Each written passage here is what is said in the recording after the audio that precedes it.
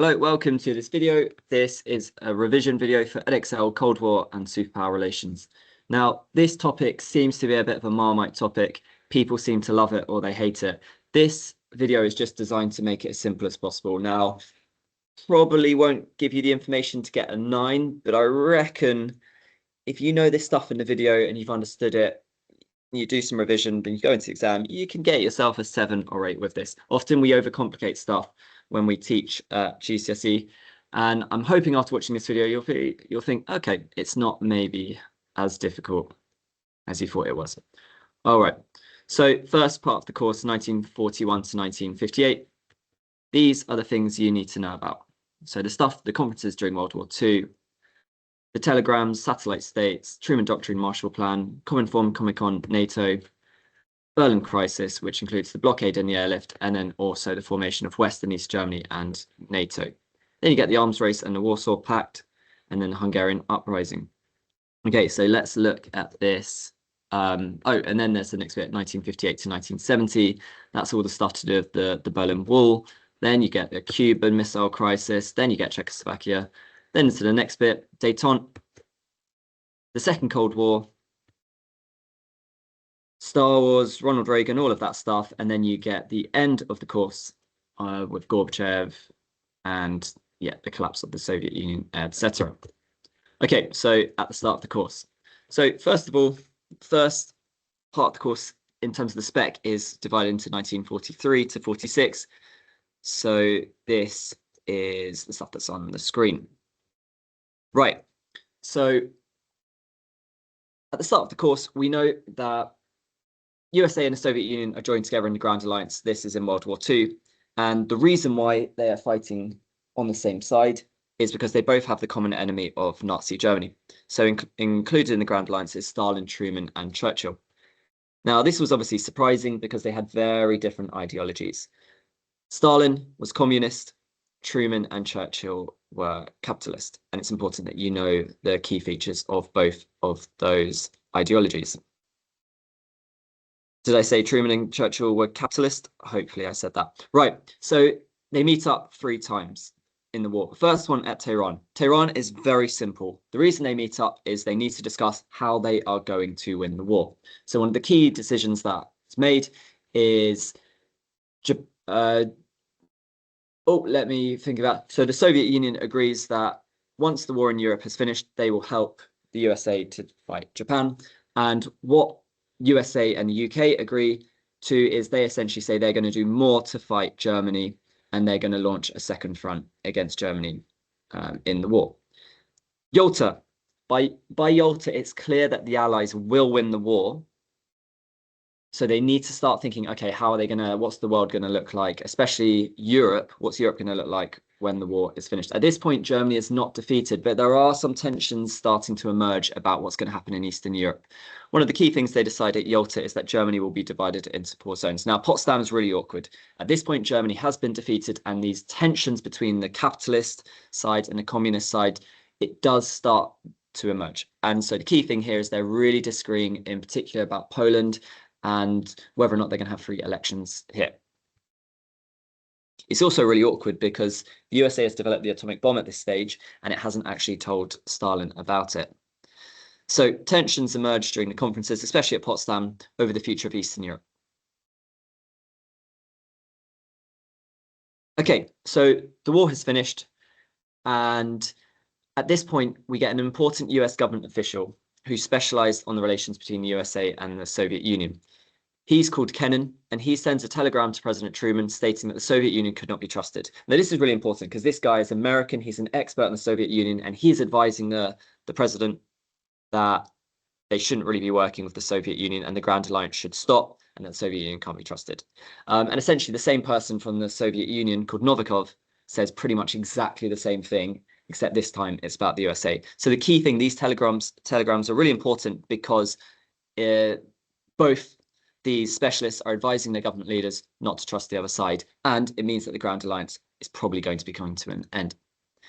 So the Soviet Union is worried about the threat from capitalist Western Europe and set up satellite states in Eastern Europe with communist governments. Soviet Union is basically worried that if they don't set up their pro-communist, pro-Soviet governments in Eastern Europe, America is going to take control of them and make them capitalist, and they will be, you know, potentially an enemy to Russia and the Soviet Union. So that's 1943 to 1946. The key thing is we have the Grand Alliance and it finishes, and then by the time we get to 1946, it's clear that there's tension between both sides. So the next period is 1947 to 1949. This is when we get satellite states being set up. We get the Truman Doctrine in 1947, which is all about the containment of communism. The Marshall Plan, giving money to countries to stop them turning communism. Common Form. This is the Soviets' way of getting more political control over the satellite states in Eastern Europe. Berlin Crisis happens in this period. FDR and GDR are formed in East and West Germany, and NATO is set up, but also Comecon. This is the way that the Soviet Union is having more economic control over the satellite states. So key thing with this period is the divides are getting bigger, and now we're essentially getting not just political divisions in Europe, but we're also getting this military division as well. And obviously we have the Iron Curtain, and what happens in Germany is a pretty good evidence of that, because the country has just been split up. Linked to that is also the Warsaw Pact, because obviously you always got to think about NATO and Warsaw Pact coming together. Right, let's zoom in a bit. So Truman was worried that communism had spread from the Soviet Union into Eastern Europe with the satellite states. After the war, what's happened is the Soviet Union has taken over parts of Eastern Europe and turned them into communist states. Often it's claimed that these were free elections, but often they were pretty much sham elections. Okay, so he realizes because of the Kennan telegram, the long telegram, that he can't trust the Soviet Union. So he says he's going to make it very clear to the world with his Truman Doctrine that he wants to stop the spread of communism. We call that containment. So very clear with the Truman Doctrine. He's not just kind of saying it privately, he's made it very public. I want to stop communism spreading. So the main way he does that is by giving financial aid.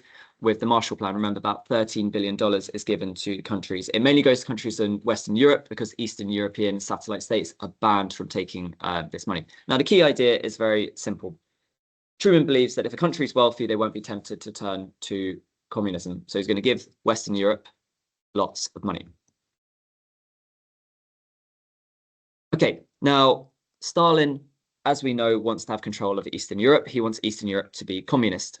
He's got to ensure that the Soviet Union has lots of control over these Eastern European governments. So what he does is he introduces Common Form in 1947, and that sets out clear rules. And essentially what's happening here is the communist governments in the satellite states have to just follow orders from the Soviet Union. So when you see Common Form, just think Soviet control over satellite states politically has increased.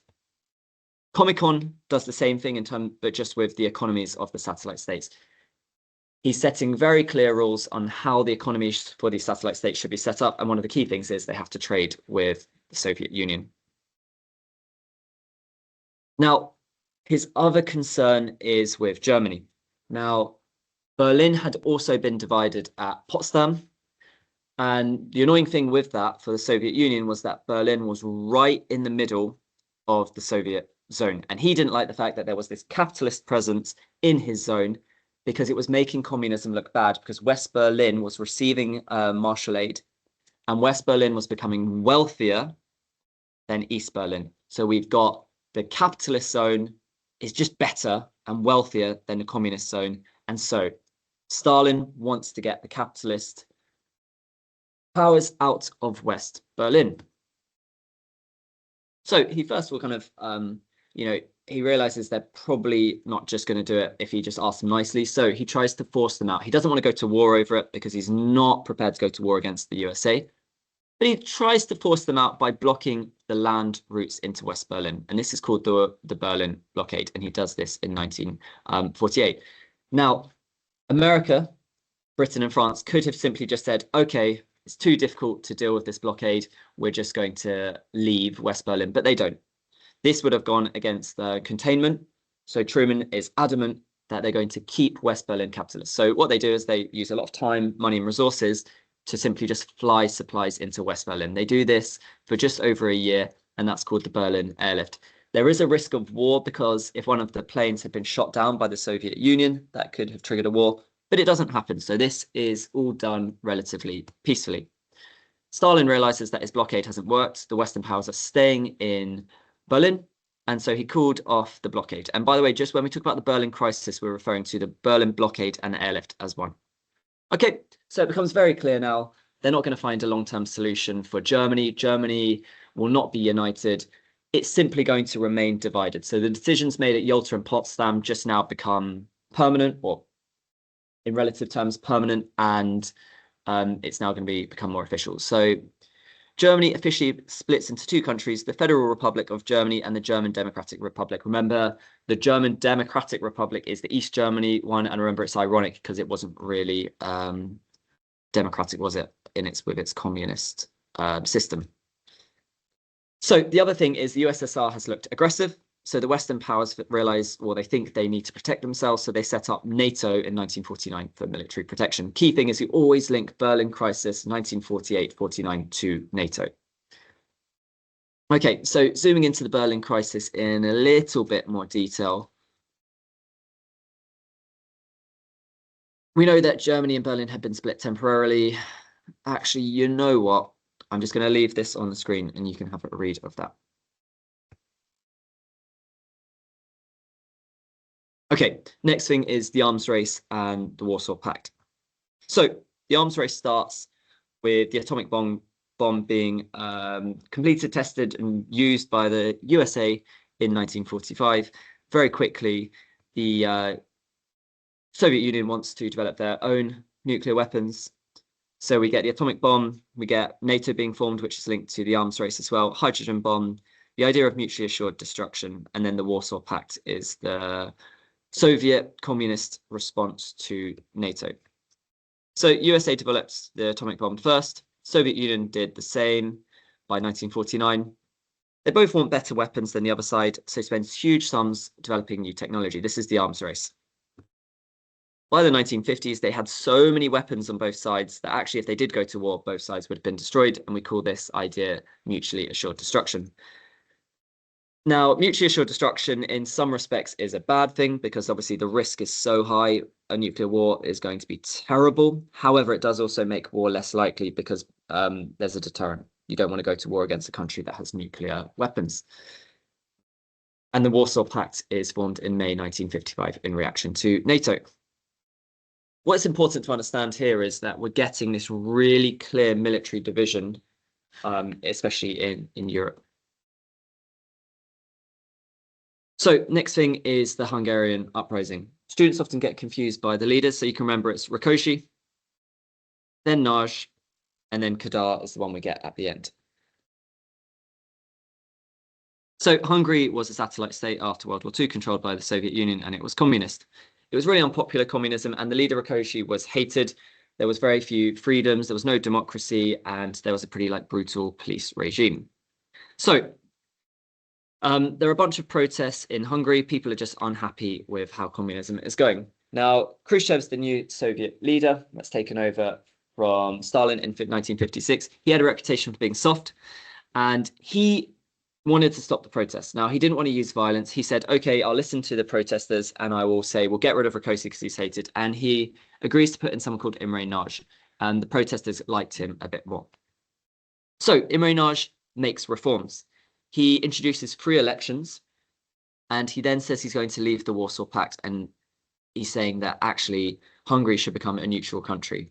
Now, this was very controversial, and it clearly would have threatened Soviet control of Eastern and Central Europe. So Khrushchev proves that he's not so soft, and what he does in the end, he sends in 200,000 Soviet troops into Hungary. The Hungarians have been told on the radio by the US radio stations that actually the US would help them if they tried to stand up to communism. So actually there are a bunch of Hungarians who do try to fight the Soviet Union thinking the Americans will arrive, and the Americans don't arrive. 20,000 Hungarians die in this.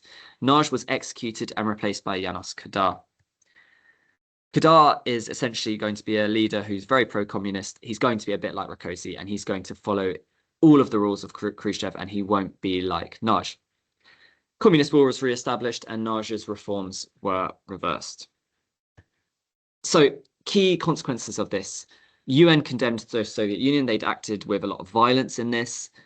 This clearly goes against freedom, and like ideas of like justification for going into Hungary were not clear. USA complained. They said, "Oh, you shouldn't have done that, Soviet Union," but they actually do not really do anything to protect Hungarians. And what becomes quite clear is that the people in Hungary realize they're not going to be able to challenge the Soviet Union and communism in the future, and also the people living in other satellite states. So it makes the Soviet Union look weak, aggressive, and unfair, but also they do keep their control of the satellite states. Okay, Berlin Wall is the next part of the course. So we know Berlin had been divided. Now, what was happening was we get the brain drain and refugee crisis, which means that people were leaving the communist zone to go into the capitalist zone. Khrushchev's unhappy. He issues an ultimatum asking for Western powers to leave Berlin. They have some meetings, but the first couple, Geneva and Camp David, are pretty positive. There's an awful one at Paris where the two Khrushchev, Eisenhower fall out because a US spy plane has been shot down, and then the other one is there's a terrible one, Vienna summit as well.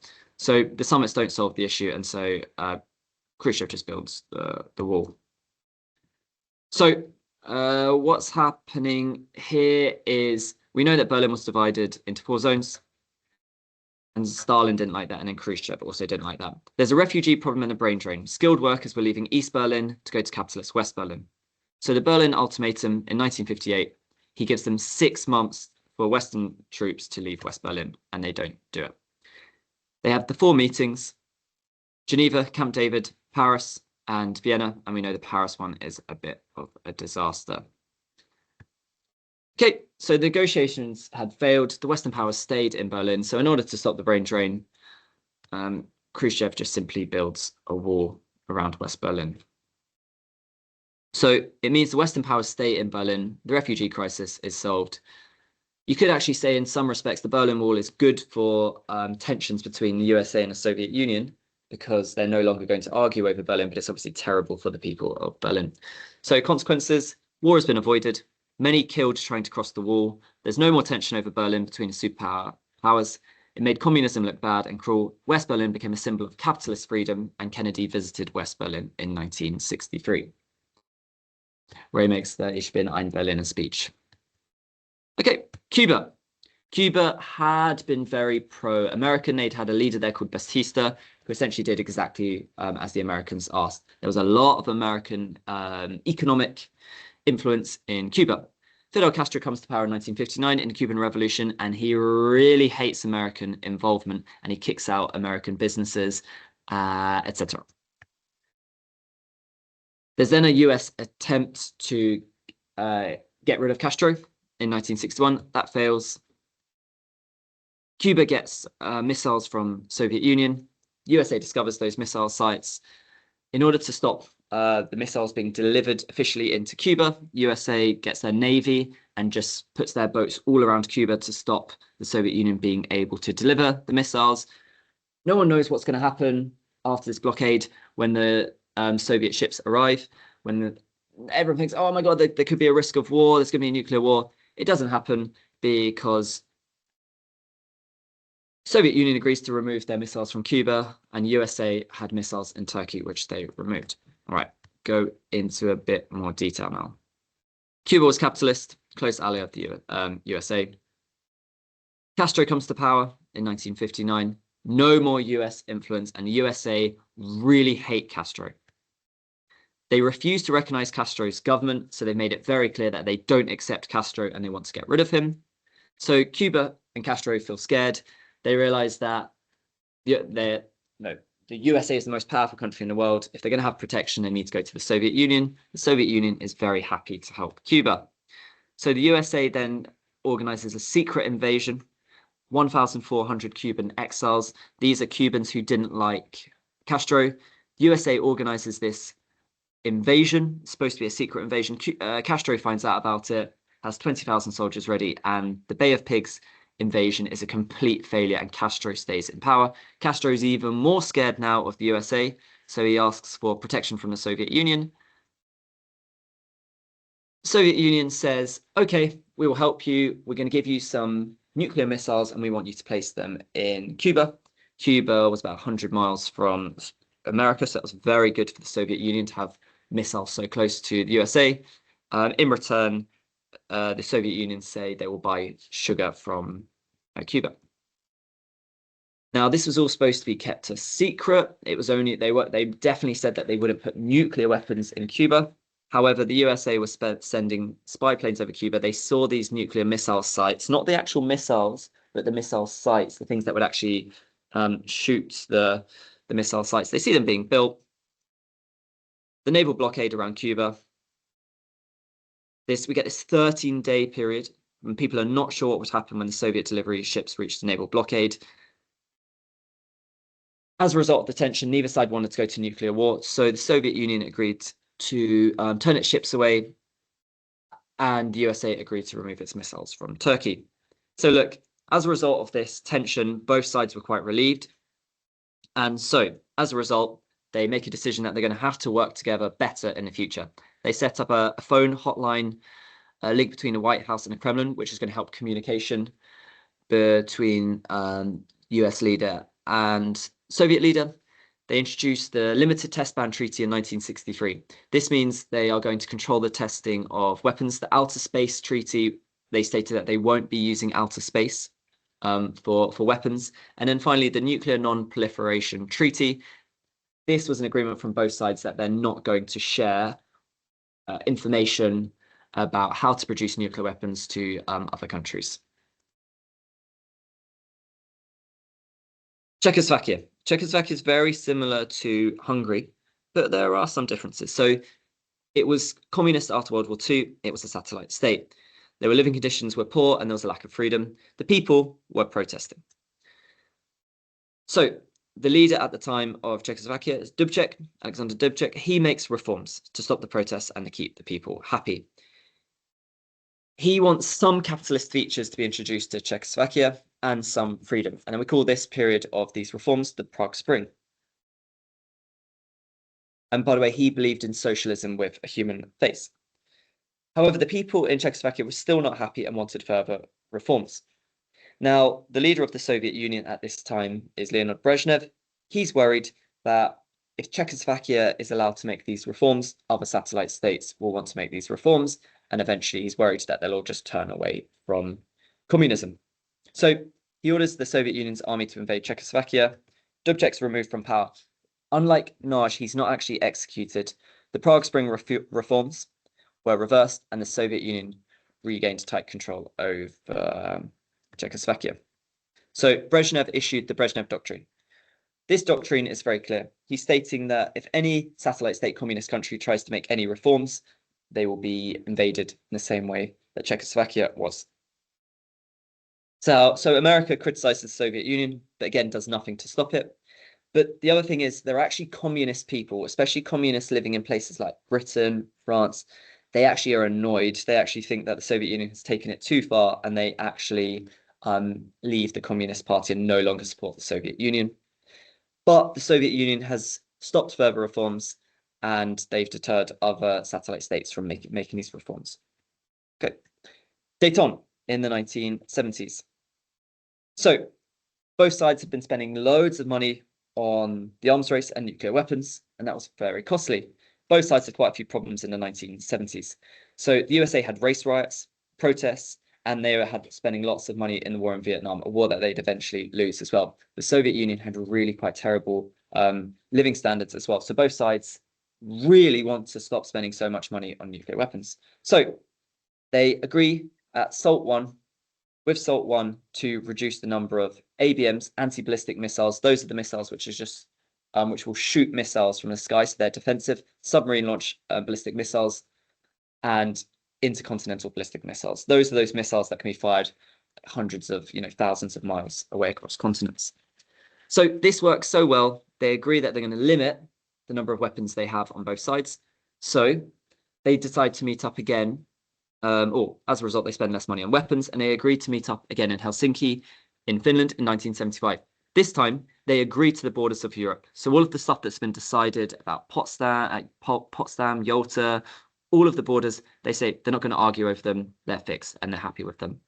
Both sides said they would focus on human rights. And there was also going to be more economic and just all sorts of cooperation. And the Apollo-Soyuz space link-up is a good example of that. Now, SALT 1 had been all about, reducing weapons, but actually since SALT 1, new types of weapons had been introduced, such as MIRVs. So they needed to meet up again to decide how they were going to deal with these new weapons. And that was what SALT 2 was all about. However, SALT 2 was never fully completed because the Soviet Union invaded Afghanistan in 1979. This USA was very angry about the invasion, and this leads to the end of Dayton. And also, that's the next bit, which is the Second Cold War. So, Afghanistan. The Soviet Union borders Afghanistan, and they wanted to control the Muslim population there. So, the Soviet Union invaded Afghanistan in December 1979. Now, USA really did care about Afghanistan because Afghanistan was quite close to the Middle East and the Persian Gulf.